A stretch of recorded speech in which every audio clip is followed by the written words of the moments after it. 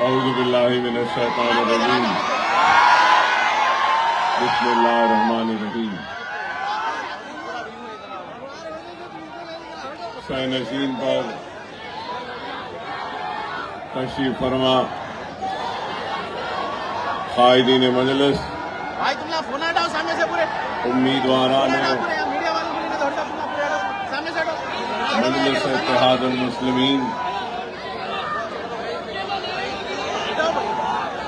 सुनने वाले बुजुर्गों, नौजवान साथियों और मेरी इज़्ज़त-ए-माब पर्दानशीन माँ और बहनों,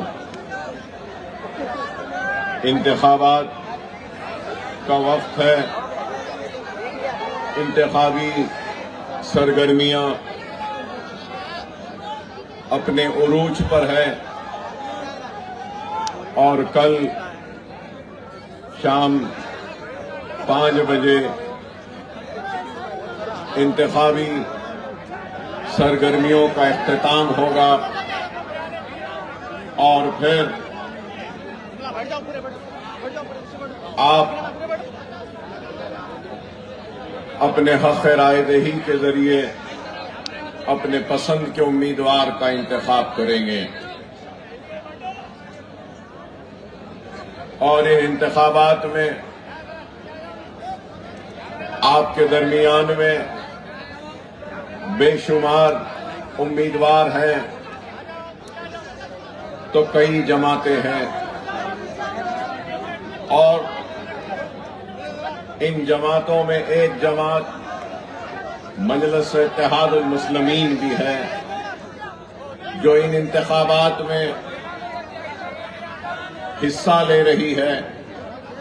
और ये पहली मर्तबा नहीं कि मजलिस इत्तेहादुल मुस्लिमीन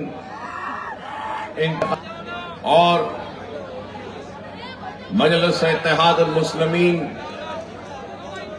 कोई आज या कल कायम हुई या बनी और आपके दरमियान में नहीं आई। यहां पर मैं बेशुमार नौजवानों के चेहरों को देख रहा हूं, नौजवानों के जोश को देख रहा हूं, नौजवानों के जज्बे को देख रहा हूं। मैं नौजवानों के जोश व जज्बे व मोहब्बत की कदर करता हूं और आपके जोश व जज्बे व मोहब्बत पे अपने आप को कुर्बान करता हूं। लेकिन ये बात लाजिम व जरूरी है कि मैं आप तक पहुंचाऊं और आपको बताऊं कि मजलिस इत्तेहादुल मुस्लिमीन की अपनी एक तारीख है जिससे कई नौजवान वाकिफ नहीं।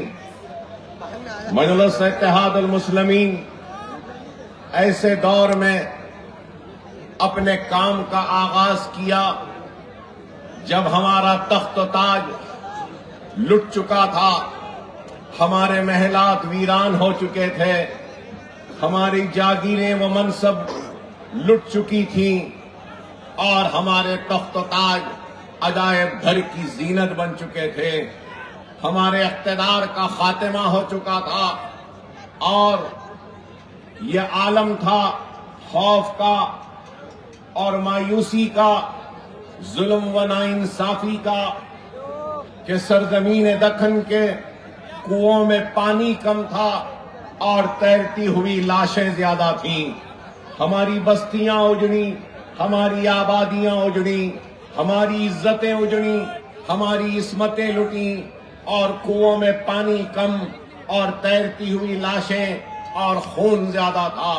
और ये बात मैं सिर्फ नहीं कह रहा हूं बल्कि मौलाना अबुल कलाम आजाद ने लिखा जब वो सरजमीन दक्कन व हैदराबाद का दौरा करें तो मौलाना अबुल कलाम आजाद ने लिखा और कहा भी था कि ये ऐसा नासूर है जिसको मैं अपनी खबर में ले जाऊंगा। तो मैं बताना ये चाहता हूं कि ऐसे हालात में मजलिस इत्तेहादुल मुस्लिमीन ने अपनी जिद्दोजहद का आगाज किया, और जब आगाज किया तो उस वक्त मजलिस इत्तेहादुल मुस्लिमीन के जलसों में कोई शरीक होने वाला नहीं होता था। मजलिस ने जब अपनी जिद्दोजहद का आगाज किया तो मजलिस के स्टेज पे बैठने के लिए कोई तैयार नहीं होता था। मजलिस जलसे करती तो मजलिस के जलसों में कोई लाइट देने को तैयार नहीं होता था।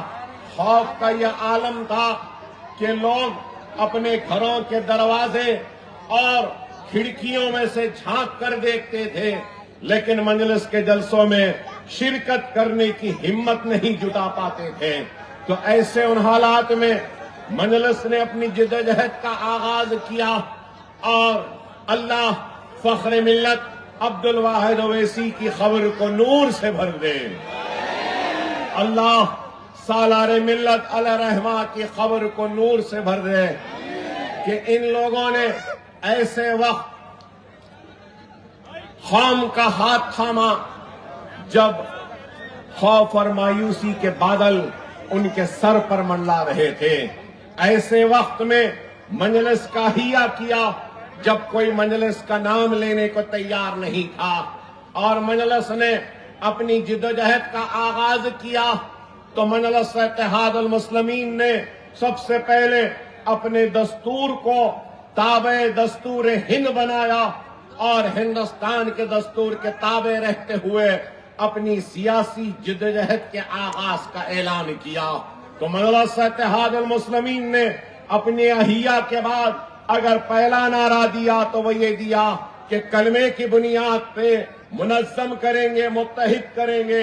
तो मजलिस ने दूसरा नारा दिया तो वो ये दिया कि मुसलमानों की तालीमी पसमानदगी को दूर करेंगे।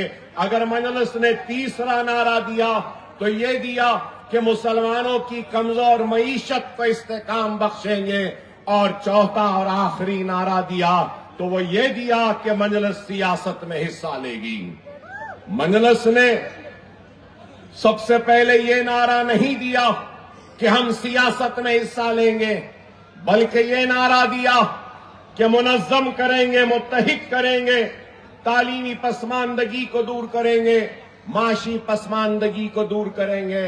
और आज दुनिया के सामने है कि मजलिस इत्तेहादुल मुस्लिमीन ने तालीम के मैदान में जो काम किया है, मैं नहीं समझता कि हिंदुस्तान की किसी सियासी जमात ने तालीम के मैदान में इतना काम किया। तालीमी इदारों का जाल बिछा दिया। Medical college, engineering college, MBA college, MCA college, nursing college, physiotherapy college, BSc and allied, architecture college, post graduation college, masters के कॉलेजेस और सुपर स्पेशलिटी के कोर्सेज, और उसके साथ साथ 2 बड़े दवाखाने, एक ओवैसी हॉस्पिटल और एक असरा हॉस्पिटल, दोनों दवाखाने अगर मिला लेते हैं तो 3,500 बिस्तर के दवाखानों को न सिर्फ बनाया बल्कि कामयाबी के साथ आज चला रही है मजलिस इत्तेहादुल मुस्लिमीन। ये काम मजलिस ने तालीमी मैदान में किया तो माशी मैदान में मजलिस इत्तेहादुल मुस्लिमीन ने दारुस्सलाम कोऑपरेटिव बैंक के क़याम के जरिए मुसलमानों की कमजोर मईशत को मुस्तहकम करने की एक छोटी सी कोशिश की। ये बात भी अज़र मिन शम्स है कि दारुस्सलाम कोऑपरेटिव बैंक के क़याम से लेकर आज तक एक ब्रांच होता हुआ आज 9 ब्रांचेस हैं दारुस्सलाम कोऑपरेटिव बैंक के, और 700 करोड़ रुपया दारुस्सलाम में डिपॉजिट्स की शक्ल में मौजूद है, जिससे छोटे मोटे खर्जात दिए जाते हैं, तालीम के खर्चे दिए जाते हैं। तो फिर उसके साथ साथ घर बनाने के लिए और मुख्तलिफ चीजों के लिए खर्च की इजराई अमल में आती है दारुस्सलाम कोऑपरेटिव बैंक के जरिए। और फिर आखिर में सियासी जिद्दोजहद, मजलिस इत्तेहादुल मुस्लिमीन का जो नारा था, हमने अपनी जिद्दोजहद का आगाज किया तो उस वक्त किया जब हमारे पास कुछ नहीं था।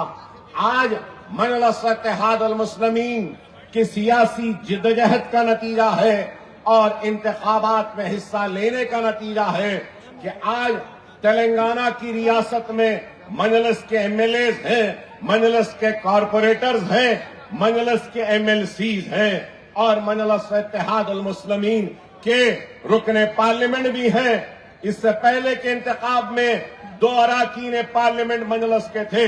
बिहार में मजलिस इत्तेहादुल मुस्लिमीन के अरकान असेंबली है तो महाराष्ट्र असेंबली में भी है। इंशाअल्लाह आने वाले कल में उत्तर प्रदेश में भी मजलिस इत्तेहादुल मुस्लिमीन के अरकान असेंबली होंगे।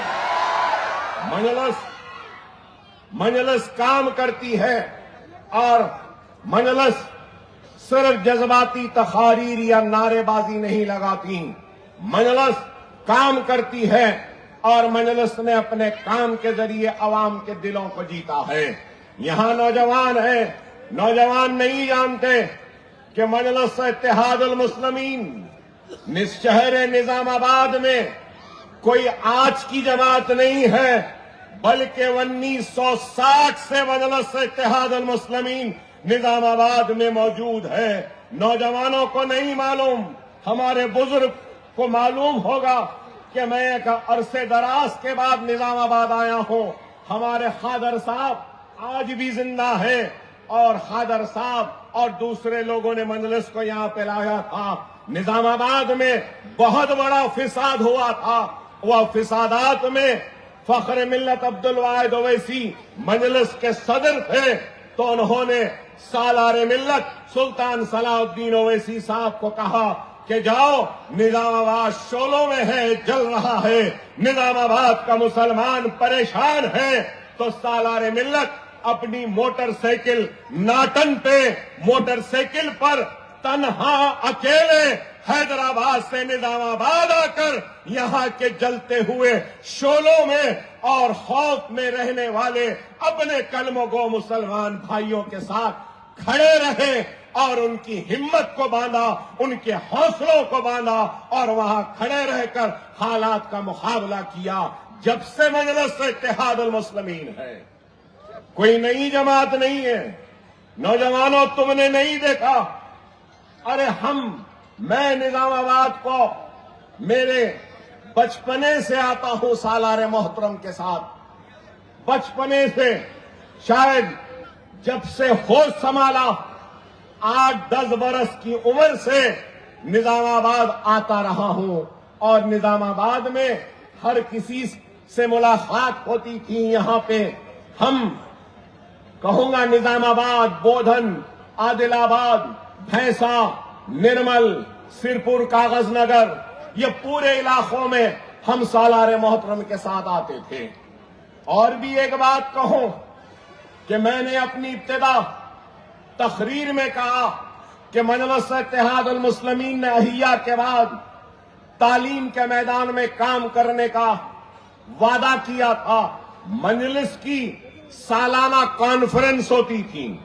मजलिस की फख्र मिल्लत सालार मिल्लत के जमाने में सालाना कॉन्फ्रेंस होती थी और मजलिस की एक कॉन्फ्रेंस निजामाबाद में हुई थी और उस निजामाबाद के कॉन्फ्रेंस में अब्दुल वाहिद ओवैसी ने, फख्र मिल्लत ने सालार मिल्लत की मौजूदगी में ये कहा था, निजामाबाद में कहा था कि मेरी नजरें देख रही हैं कि वो दिन दूर नहीं, हमारी आवाज हिंदुस्तान की पार्लियामेंट में गूंजेगी। तो लोगों ने अब्दुल वाहिद ओवैसी का मजाक उड़ाया था।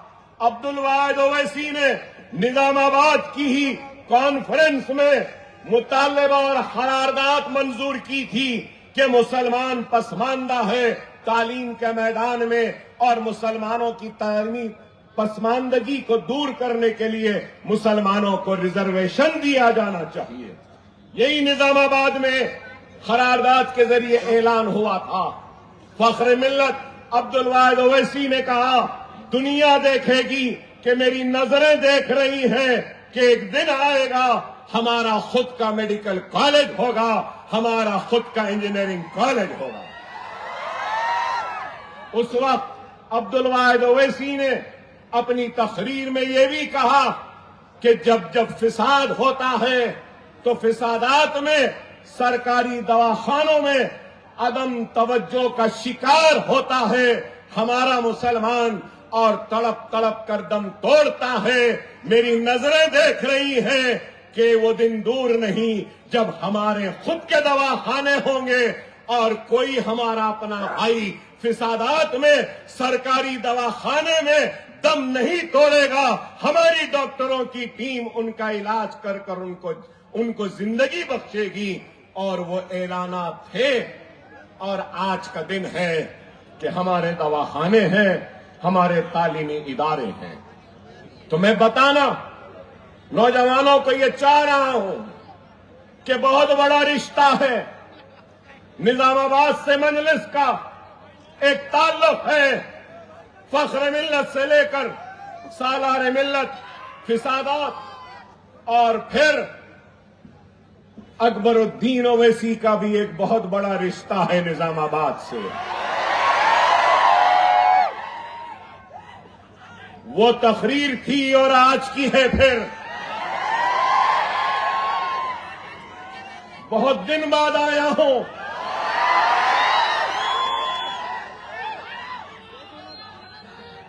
मगर अकबरुद्दीन ओवैसी जज्बाती है, बहुत जज्बाती है। और आज मैं अपने जज्बात पे काबू करने की कोशिश कर रहा हूं, अपने अल्फाज को समेट रहा हूं और जज्बात से मेरा दिल भरा हुआ है और मेरा दिल आज जज्बात में डूबा हुआ है, इसलिए कि मैं अभी तक नहीं भूला हूं कि पुलिस वालों के दरमियान में जुल्म व ज्यादती के दरमियान में और मेरे ऊपर ज्यादती होती थी, लेकिन ये निजामाबाद के लोग थे जो उस ज्यादती उस नाइंसाफी में मेरी हिम्मत बांधने के लिए रास्ते में आते थे, खड़े रहते थे। पुलिस की लाठियां बरसी है निजामाबाद के उस वक्त के नौजवानों में, नौजवानों के ऊपर, बुजुर्गों के ऊपर। अरे अकबरुद्दीन ओवैसी तुम्हारा एहसानमंद है, मैं तुम्हारा एहसानमंद हूं। जब सारी दुनिया नफरत कर रही थी तो मेरे अपने मुझसे मोहब्बत कर रहे थे। जब सारी दुनिया खत्म करना चाहती थी, लेकिन मेरे अपने मेरी हिम्मत को बांध रहे थे। मैं नहीं भूल सकता, निजामाबाद का दवाखाना मुझे याद है, निजामाबाद का कोर्ट मुझे याद है, और वहां पे बरसते हुए पुलिस की लाठियां भी मुझे याद है। ऐ अल्लाह, मेरे हक में जिसने भी लाठी खाई है मौला, तो उसकी दामन को खुशियों से भर दे, उसके दामन को खुशियों से भर दे, उसके घर में खैर और बरकत अदा कर दे, उसकी आल औलाद को नेक और काबिल बना। ऐ अल्लाह, मैं एहसानमंद हूं, मुझे मौका दे दे कि मैं निजामाबाद के लोगों के एहसान को उतार सकूं। ऐ मौला, बहुत बड़ा रिश्ता है, बहुत बड़ा रिश्ता है आपका हमारा, मेरा और आपका। अरे इतने दिन बाद आया हूं और वही मोहब्बत, वही जोश, वही वलवला, वही जुनून। आपकी मोहब्बत को सलाम है, आपके जज्बे को सलाम है, आपके जुनून को सलाम है। अल्लाह आप सबको सलामत रखे, अल्लाह आपके दिलों में जमात की मोहब्बत को कायम व दायम रखे। शख्सियतें आती रहेंगी, जाती रहेंगी, जमात कायम व दायम रहेगी। कल को मैं भी ना रहूं, मगर मेरे भाई जमात मुझसे नहीं है, मैं जमात से हूं। जमात किसी की मोहताज नहीं है, हम जमात के मोहताज हैं। अल्लाह जिस तरीके से किसी का मोहताज नहीं, अल्लाह किसी का मोहताज नहीं, हम अल्लाह के मोहताज हैं। लोग आते रहे जाते रहे, फख्र मिल्लत आए, अपना काम करे और चले गए। सालार आए, काम करे और चले गए। कल को असदुद्दीन ओवैसी व अकबरुद्दीन ओवैसी भी चले जाएंगे, अहमद बलाला साहब चले जाएंगे, हम सब चले जाएंगे, लेकिन जमात कायम व दायम रहेगी। जमात को कायम रखो। जमात की अहमियत है, शख्सियतों की अहमियत नहीं है। खुदारा इस बात को समझो। आज क्या हालात हैं मुल्क के, वो आपके सामने है कि किस तरीके से इस मुल्क को मजहब के नाम पर बांटा जा रहा है, किस तरीके से इस मुल्क को आज कमजोर करने की कोशिशें हो रही हैं। आज लोग शायद मेरी इस बात पे एतराज करें कि कमजोर करने की बात, अरे आप बताओ कि अगर मुल्क को, किसी भी मुल्क को कामयाब होना है, ताकतवर होना है और सुपर पावर बनना है, तो इस मुल्क को पहले एक होना जरूरी है। और अगर ये मुल्क एक नहीं होगा, बटा हुआ रहेगा, तो कैसा विकसित भारत बनेगा, कैसे खुशहाल भारत बनेगा, कैसे तरक्की याफ्ता भारत बनेगा, कैसा सुपर पावर भारत बनेगा।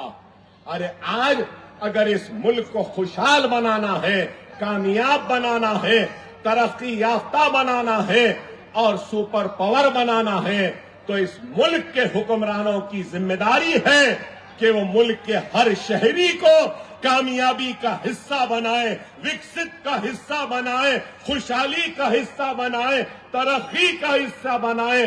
अगर आप मुल्क की सबसे बड़ी अखिलियत को इस मुल्क की कामयाबी, तरक्की, खुशहाली और ताकत का हिस्सा नहीं बनाएंगे, तो ये मुल्क कामयाब कैसे होगा? अगर जवाब है तो दो इसका। तुम हिंदुस्तान की सबसे बड़ी अखिलियत मुसलमान को अलग थलग कर कर इस मुल्क को ताकतवर कैसे बनाओगे? इस मुल्क को विकसित भारत कैसे बनाओगे? इस मुल्क को कामयाब कैसे बनाओगे? लेकिन आज जो लोग इस मुल्क के हुक्मरान बन बैठे हैं और तख्त पर बैठकर फैसले कर रहे हैं और सिर्फ नफरत की बात करते हैं, हिंदू मुसलमान को बांटने की बात।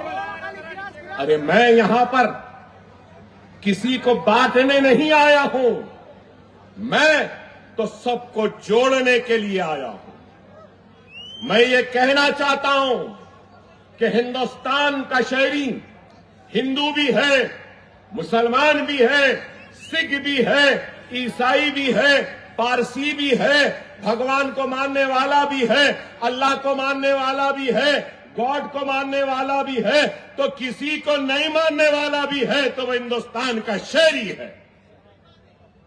इस मुल्क पर माथे पे तिलक लगाने वाले का उतना ही हक है जितना सर पे टोपी पहनने वाले का है। ये मुल्क पर जितना नरेंद्र मोदी का हक है, उतना ही हक अकबरुद्दीन ओवैसी का भी है। ये मुल्क किसी के बाप की जागीर नहीं है।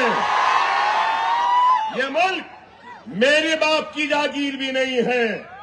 ये मुल्क सबका है। ये मुल्क हमारा भी है, हमारा था, हमारा है, हमारा रहेगा। है ये मुल्क। लेकिन आज ये लोग सिर्फ कहते हैं कि मुल्क इनका है। नहीं है। इस मुल्क के लिए हमने भी कुर्बानियां दी हैं। इस मुल्क के लिए हमने भी अपनी जानों की बाजी लगाई है। इस मुल्क के लिए हम भी सूली पे चढ़े हैं। इस मुल्क के लिए हमने भी कुर्बानियां दी हैं। ये मुल्क किसी एक का नहीं है, ये मुल्क सबका है।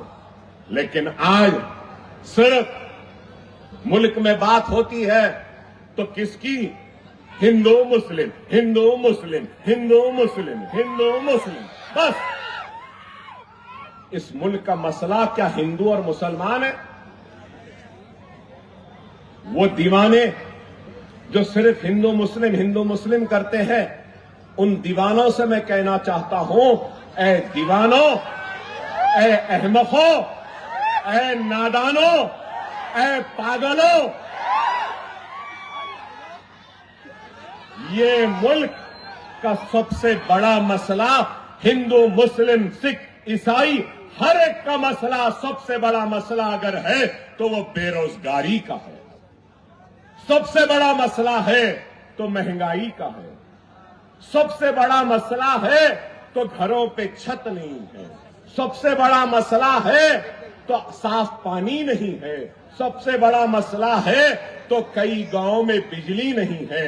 सबसे बड़ा मसला है पेट्रोल की बढ़ती हुई कीमत। सबसे बड़ा मसला है तो डीजल की बढ़ती हुई कीमत। सबसे बड़ा अगर कोई मसला है तो गैस का सिलेंडर जो महंगा हो रहा है, ये मसला है। सबसे बड़ा अगर कोई मसला है तो बस्तियों में तरक्याती सरगर्मियों का सबसे बड़ा मसला है। तो बीमारों के इलाज के लिए दवाखानों का सबसे बड़ा मसला है। तो नौजवानों को खेलने कूदने के लिए मैदानों का सबसे बड़ा मसला है। तो बच्चों को पढ़ाने के लिए स्कूल का सबसे बड़ा मसला है। तो स्कूल के बाद कॉलेजेस का सबसे बड़ा मसला है। तो कॉलेजेस और डिग्रियों के बाद नौकरियों का, पोस्ट ग्रेजुएट भी है लेकिन नौकरियां नहीं है। क्या मैं गलत कह रहा हूं? मगर आप बताओ, क्या बीजेपी या मिस्टर मोदी बेरोजगारी की बात करते हैं, घर देने की बात करते हैं, बिजली देने की बात करते हैं, रुपया गिर रहा है, डॉलर उठ रहा है, क्या इसकी बात करते हैं? पेट्रोल डीजल की बात करते हैं, गैस के बढ़ते हुए कीमत को नीचे लाने की बात करते हैं? कुछ नहीं। हिंदू मुस्लिम, हिंदू मुस्लिम, खबरस्तान पाकिस्तान, फुला हिंदू मुसलमान, ये वो। अरे भाई आप बताओ क्या है? आज मैं बोलूं तो खराब दिखेगा, मगर आज 100 रुपये में पेट्रोल हो गया, हुआ या नहीं? हो गया। अरे मेरे भाई, 100 रुपये के पेट्रोल में 100% पेट्रोल नहीं है, 100% पेट्रोल भी नहीं है। जैसा चाय में, चाय की केतली में चाय बनाने के लिए पानी भी होता है, चाय में चाय की पत्ती भी होती है चाय में, वैसी कल के चाय वाले ने आज के पेट्रोल में इथेनॉल और मिथेनॉल मिला दिया 15%। आप लोगों के पास फोन है ना, निकाल कर देखो, 15% इथेनॉल मिला हुआ है, 15%। और क्या बोलते हैं, एनवायरनमेंट के लिए इथेनॉल अच्छा है। अरे वो एक अलग बहस है, उस बहस में भी तुमको शिकस्त दूंगा। लेकिन मैं ये बोलना चाह रहा हूं, जब 15% इथेनॉल है तो 100 रुपये का पेट्रोल 85 रुपये में मिलना था ना? सही है या गलत?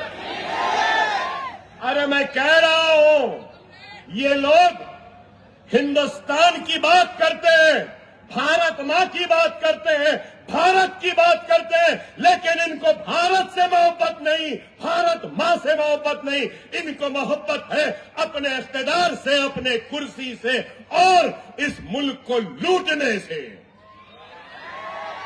ये तो लुटेरे हैं, मैं कहूंगा। हमसे कहते हैं कि ये लोग भगोड़ रहे हैं, हमसे कहते हैं कि ये भड़काऊ भाषण देते हैं, हमसे कहते हैं कि ये बाहर के हैं। अरे हम बाहर के नहीं हैं, हमारी कई नस्लें यहीं पर पैदा हुई, यहीं पे मरी। अरे ये लोग आज बताओ, आप बताइए, क्या मिलावट नहीं है? हर एक चीज में मिलावट, पेट्रोल में मिलावट, डीजल में मिलावट, गैस में मिलावट, चावल में मिलावट, अदरक लहसुन में मिलावट, हर एक चीज में मिलावट। और फिर मिलावट के बावजूद कीमत बढ़ रही। आप बताइए, यही नरेंद्र मोदी जब इख्तिदार पर आए तो डॉलर कितना था और आज क्या है?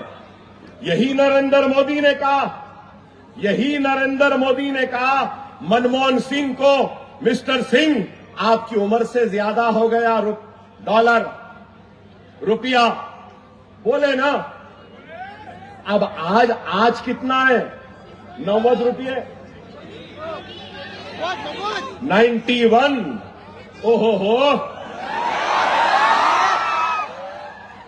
झूठी डिग्री रखने वाले हिंदुस्तान के वजीर आजम नरेंद्र मोदी, क्या तेरी उम्र भी झूठी है या इतनी है? अरे आप बताओ। अरे मैं कहता हूं तो लोग मुझ पे एतराज करते हैं। इलेक्टोरल बॉन्ड्स, लूटम लाटी, जो मैंने पहले कहा, इलेक्टोरल बॉन्ड्स कितने? करीब 5,000 करोड़ रुपया बीजेपी को आया। बीजेपी को 5,000 करोड़ रुपया उनके अकाउंट में आया। बड़े बड़े कंपनियां वाले दिए। ना खाऊंगा ना खाने दूंगा, करप्शन का खात्मा करूंगा। अरे सबसे बड़ा अदाकार अगर कोई है तो यही है। सब अदाकारी सबकी खत्म।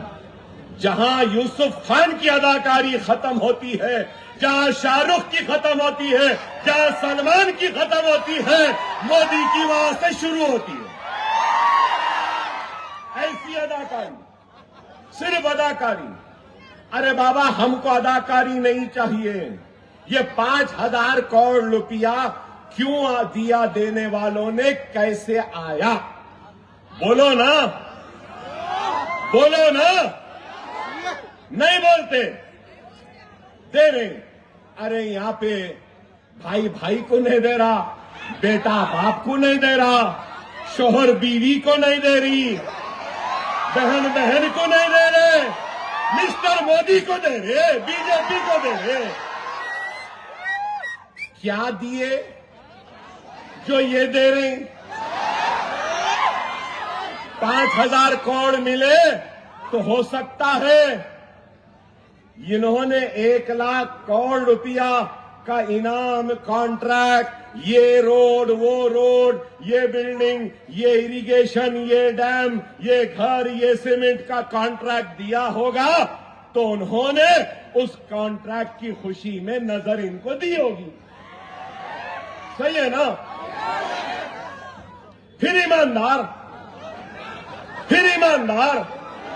ना खाया ना खाने दूंगा। ऐसा आलम है कि सिर्फ मैं खाऊंगा, हम खाएंगे और कोई नहीं खाना। यह आलम है। और फिर पार्लियामेंट आते ही पार्लियामेंट की सीढ़ी पे माथा, वाह वाह वाह वाह, क्या एक्टिंग थी भाई। और आप देखो, कभी कहते हैं कि बंडी में पकोड़े बना के भी लोग काम कर सकते हैं? बोले या नहीं बोले? क्या ये नहीं बोले? मैं नहीं कह रहा हूं, ये खुद बोले कि मैं गाड़ी में जा रहा था, गाड़ी को रोका और आदमी से पूछा और क्या देखता हूं, नाले में पाइप डाल के गैस निकाल। नहीं बोले? नहीं बोले भाई? नहीं बोले? क्या बोलो?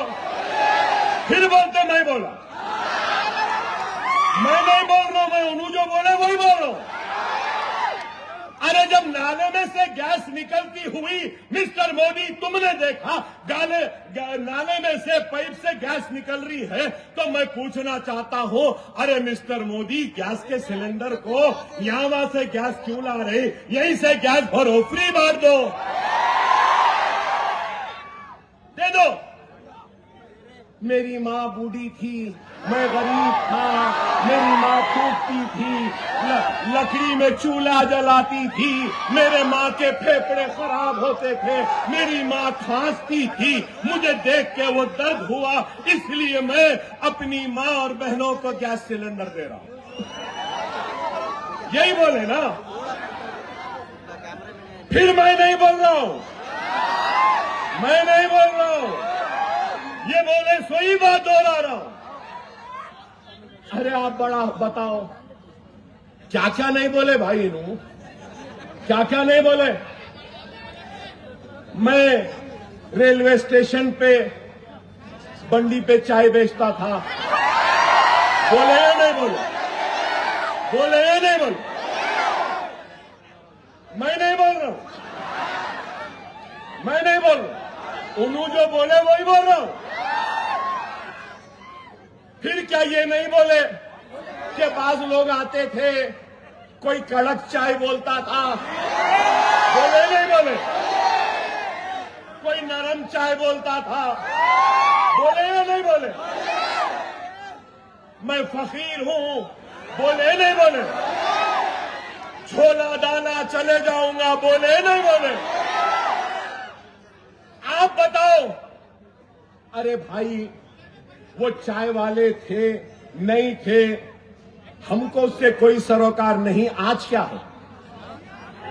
आज वजीर आजम है, लुटेरा। आज वजीर आजम है, तो आप वजीर आजम जैसे बनो, वजीर आजम जैसी बात करो, वजीर आजम जैसे इक़दामात लो। ताकत है, फैसले लेना है। नहीं, मैं चाय वाला था, मैं फकीर हूं, चाय चाय चाय चाय चाय चाय चाय की केतली, चाय का चुल्ला, चाय की केतली, चाय का चुल्ला, चाय का पानी, चाय की पत्ती, कड़क चाय, नरम चाय, चाय चाय चाय चाय, फकीर हो चला जाऊंगा। कभी उसके बाद में चौकीदार चौकीदार, गले में सीटी डाल लिए, चौकीदार चौकीदार चौकीदार चौकीदार। वारे चौकीदार, वारे चौकीदार, क्या चौकीदारी करी? चाइना घुस गया, चौकीदारी चौकीदारी कर रहा। शायद चौकीदार सो गया था, शायद कोई कड़क चाय दे देना था तो चौकीदार जाग के रहता।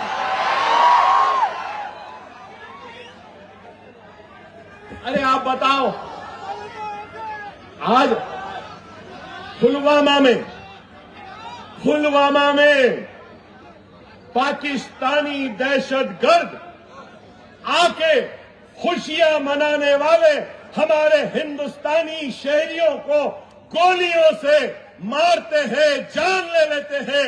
थक कर काम कर कर मेहनत कर कर अपनी फैमिली के साथ कश्मीर के हुस्न को देखने आए, खूबसूरती को देखने आए, अपने दिल और अपनी थकान को उतारने के लिए आए और दहशतगर्द उनकी जान ले लेते हैं। हम मजम्मत करते हैं, अफसोस हम दहशतगर्दी के खिलाफ हैं, दहशतगर्द के खिलाफ हैं। लेकिन मेरे भाई आप बताइए कि दहशतगर्दों ने जो किया, जिसकी जान गई उससे पूछो, जिसका सुहाग उजड़ा उससे पूछो। वो कोई भी होने दो, हमारे हिंदुस्तानी थे। उस हिंदुस्तानी बहन के दर्द में हम उनके साथ हैं। और उसके बाद आप सबसे कह रहा हूं, आप सबसे बोल रहा हूं कि आप और हम सब मिलकर Indian army, Indian air force, Indian navy और हिंदुस्तान के सिपाहियों को हम सलूट करते हैं। देख मोदी, देख क्या मोहब्बत है। सलूट करते हैं हम हमारे सिपाहियों को कि क्या काम किया, घुस के मारा। हमारे सिपाहियों ने सलाम है उनको। है अब मेरा एक सवाल है। अब आराम से उड़ जाइए।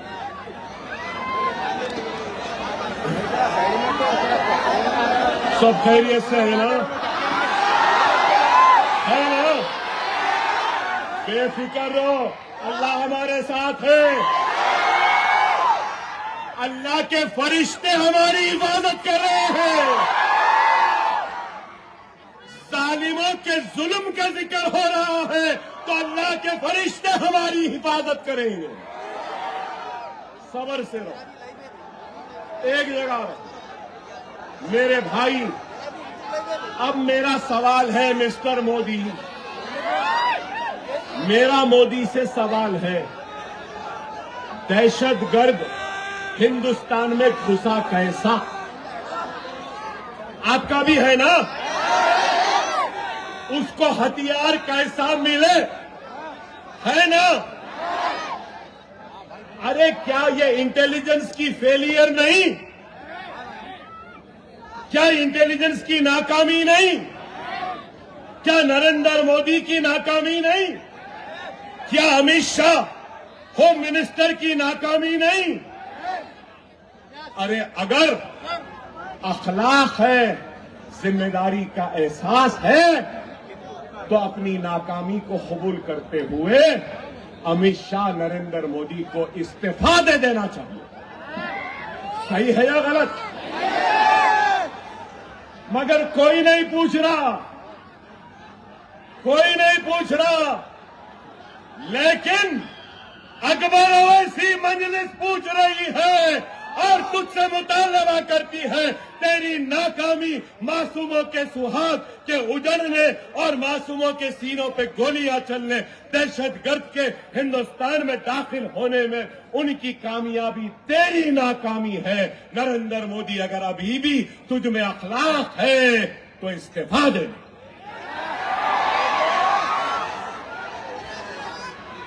आज तक किसी ने नहीं पूछा।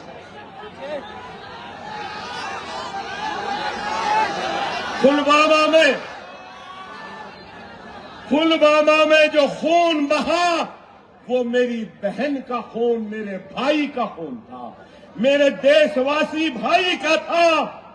वो चाहे किसी भी मजहब का मानने वाला हो, चाहे हिंदू हो, सिख हो, ईसाई हो, लेकिन इंसान है और वो मेरा भारतीय है, वो इंडियन है, हिंदुस्तानी है, वो मेरा खून है।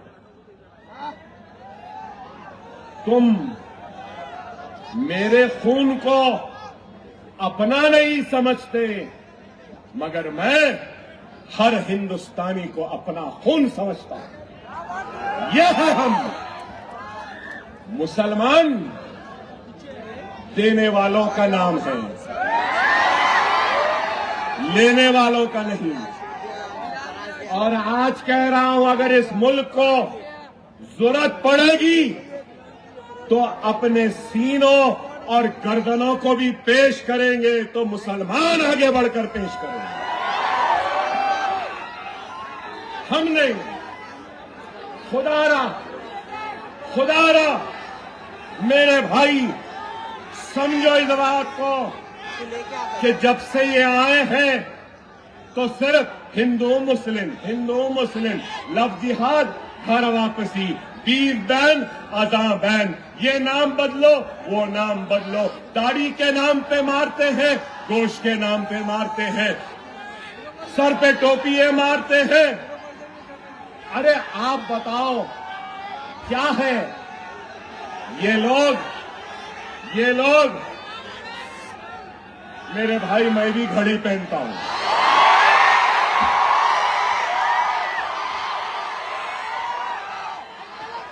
वक्त की अहमियत और कदर बहुत है मेरे पास। इत्मीनान से रहो,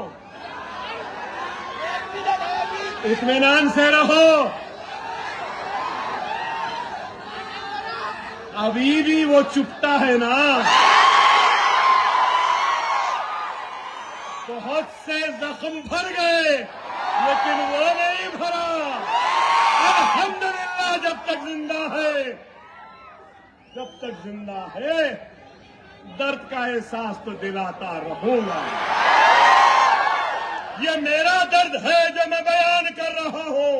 ये मेरा दर्द है जो तुमने अखलाक को मार के किया है। ये मेरा दर्द है, तुमने मेरी बहन को हिजाब खींचकर दर्द दिया है, उसको बयान कर रहा हूं। ये मेरा दर्द है, ये मेरा दर्द है। सुनो नौजवानों, मैं बड़े दर्द में आया हूं, कर्ब में आया हूं।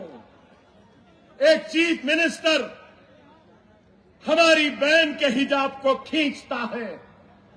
क्या वो बहन तुम्हारी बहन नहीं? क्या तुम्हारी मां नहीं? क्या तुम्हारी बहन नहीं? तुम्हारी बेटी नहीं? क्या भूल गए? खुदारा समझो, कब उठोगे? कब उठोगे? हिजाब खींचा जा रहा है, दाढ़ी के नाम पे मारा जा रहा है, अजान पे पाबंदी हो रही है, शरीयत पे हमले हो रहे हैं, वक्त की अमलाक को लेने की बात हो रही है, फिर भी तुम उठना नहीं चाहते। उठोगे? इजाजत है तो कुछ बोलो। ऐ जालिमों, ऐ जालिम, देखते हैं तुझ में कितना दम है, हम में कितना दम है। ऐ जालिम, तू जुल्म करते करते थक जाएगा, लेकिन हम मुसलमान जुल्म सहते सहते कभी नहीं झुकेंगे, कभी नहीं झुकेंगे। ये सर कटेगा लेकिन झुकेगा नहीं। ये सर सिर्फ अल्लाह के सामने झुकता है। खुदारा समझो, समझो। अगर कोई समझ रहा है कि मार के, काट के, शरीयत पे हमले करके, हिजाब को खींच के, दाढ़ी के नाम पे मार के, बुलडोजरों के जरिए घरों को गिरा के, मस्जिदों को गिरा के, कब्रिस्तानों को मिसमार करके, बच्चों को जेल में डालकर समझ रहा है कि डर जाएंगे, डरेंगे, डरेंगे। मोदी, योगी सुन ले, ना मैं अपनी नमाज छोड़ने तैयार हो, ना अपनी अज़ा छोड़ने तैयार हो, ना मैं सुन्नत छोड़ने तैयार हो, ना मैं नफिल छोड़ने तैयार हो, ना ही हिंदुस्तान को छोड़ने तैयार हूं। ये मुल्क मेरा था, मेरा है, मेरा रहेगा। खुदारा समझो, समझो।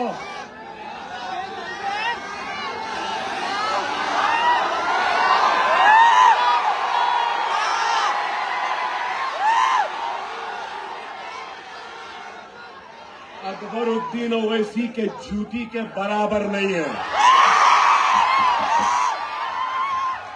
मेरी जूती के बराबर नहीं है। मैं लौंडों पट्टों की बात नहीं करता हूं, मैं इनकी बाप की बात कर रहा हूं, लौंडों के अलावा।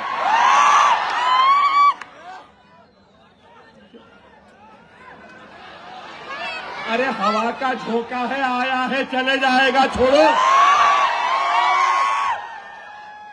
ना लीपने का ना थोपने का। क्या है, शुभ वक्त खराब। देखो वक्त खराब नहीं हुआ, अभी योगी बाकी था। अब आप लोग मिस्टर योगी तैयार हो जाओ, यूपी भी आ रहा हो। चलेंगे यूपी, चलेंगे। चलो अब इसके बाद में यूपी चलते हैं और यूपी में अपनी ताकत अपने झंडे को गाड़ते हैं और सब झंडे को वहां भी लहराएंगे इंशाअल्लाह ताला। खुदारा समझो।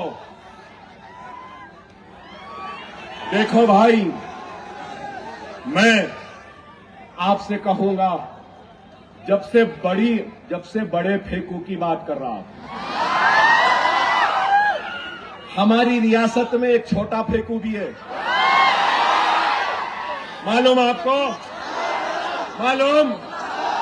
कौन कौन कौन? अरे भाई, हथेली में जन्नत दिखाया,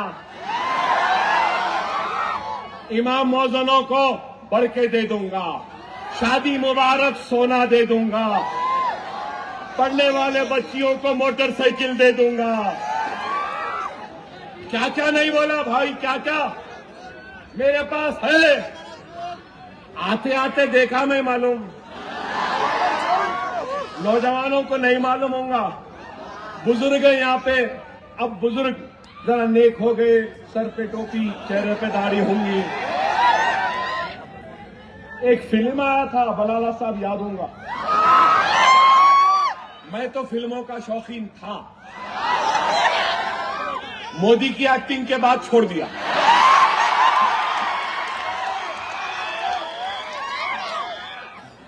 एक फिल्म आई थी, एक राज कपूर की, राज कपूर नहीं, राज कपूर, पृथ्वीराज कपूर का बेटा राज कपूर।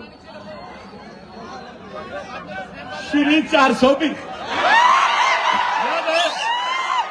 याद है 420 वादे। गैस का सिलेंडर मिला, वजीफा मिला, 2 बेडरूम घर मिला, स्कॉलरशिप मिली, शादी मुबारक का सोना मिला।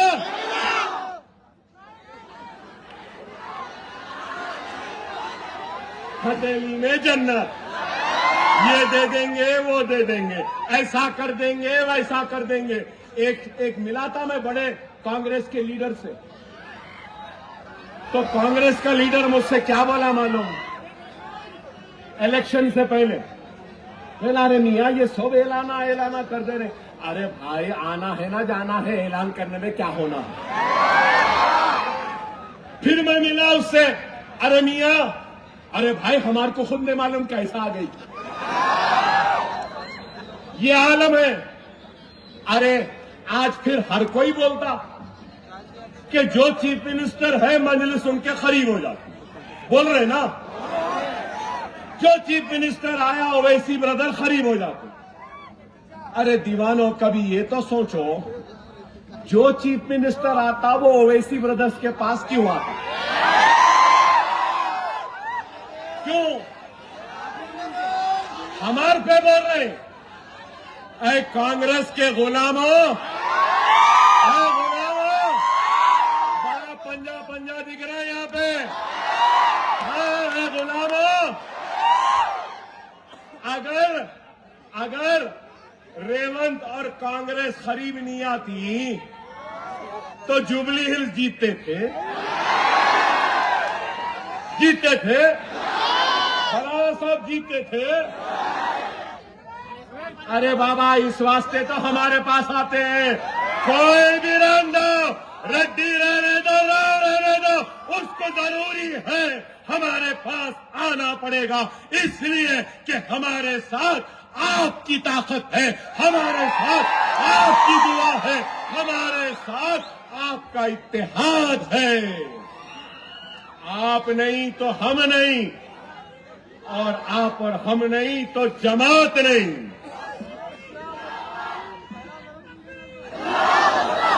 मेरे भाई, हर मसले को मैं उठाता हूं ना असेंबली में,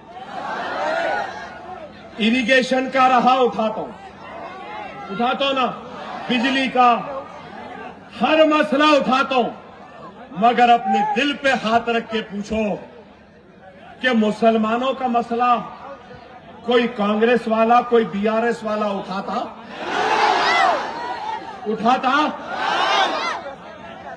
हम सबका उठाते, लेकिन हमारा तो उठाने वाला हमारा अपना ही है।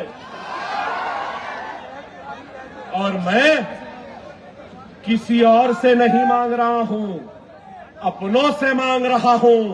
गैरों के दर पर जाके दस्तक नहीं दे रहा हूं, अपने कलमा गो भाई के पास आया हूं।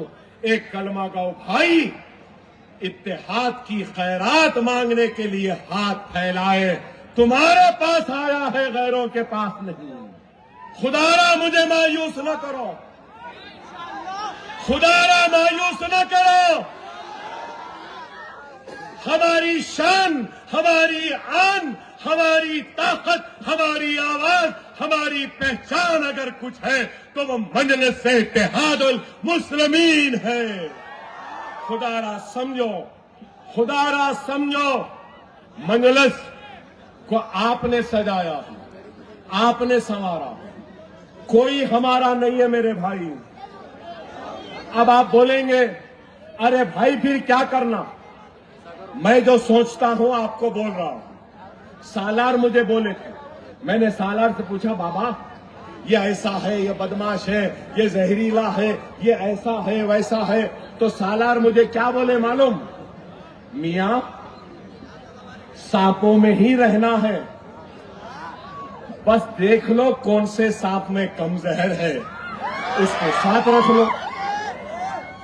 अब हमारा हाल तो ये हो गया है कि इतने सांपा डसे डसे डसे डसे, अब सांप का जहर भी काम नहीं कर रहा है, कुछ नहीं हो रहा है। लेकिन याद रखो, कोई हमारा नहीं है, कोई राव हमारा नहीं, कोई रेड्डी हमारा नहीं, कोई वेलमा हमारा नहीं, कोई कापू हमारा नहीं। हमारा कोई है तो ला इलाहा इल्लल्लाह मुहम्मदुर रसूलुल्लाह कलमा पढ़ने वाला है। और ये कलमा पढ़ने वाला तुम्हारा अपना भाई तुम्हारे पास आया, बहुत बड़े बड़े बातें करे। यहां नौजवान है बैठे हुए, माइनॉरिटी फाइनेंस कॉर्पोरेशन से 1 पैसा मिला, बहनों को मशीनें मिली, बच्चों को स्कॉलरशिप मिली, स्टडी सेंटर आया, हज हाउस बना। अरे कुछ नहीं मेरे भाई, हम हैं तो असेंबली में डर है। इंशाअल्लाह इन्हों क्या, इनके बापों बाप से भी काम लेना आता है। सियासत हमारे घर की। फिर मैं नहीं बोला, मैं कुछ नहीं बोला, मगर देखो मिस्टर मोदी, फर्क देखो। हमको बोलने की जरूरत नहीं है, हमारी कौम बोलती है, हमको बोलने की जरूरत नहीं। खुदारा मेरे भाई, वक्त और हालात की नजाकत को समझो। अब की बार निजामाबाद का मेयर हमको बनाना है या नहीं, आप सोच लो, बनाना है या नहीं। यकीन मानो, अल्लाह उसके रसूल को हाजिर नाजिर जान के कह रहा हूं, अगर हर मुसलमान मजलिस को वोट दे देगा तो अल्लाह उसके रसूल की कसम, निजामाबाद का मेयर 50 बरस में पहली मर्तबा मजलिस का होगा, हरे झंडे वाले का होगा, सब्ज गुम्बद वालों के आशिकों का होगा। बनाना है। लोग पैसे भी लेके आएंगे, पैसे ले लेना और मजलिस को देना, देंगे ना, देंगे ना, नारे तकबीर, नारे तकबीर, नारे तकबीर। हिंदुस्तान, भारत, इंडिया, पतंग पतंग पतंग पतंग पतंग पतंग पतंग पतंग पतंग पतंग, हवा में पतंग ठिकाना है, खींचना है पतंग कामयाब। सलाम वालेकुम, वाखिर दाना अल्हम्दुलिल्लाह रब्बिल आलमीन।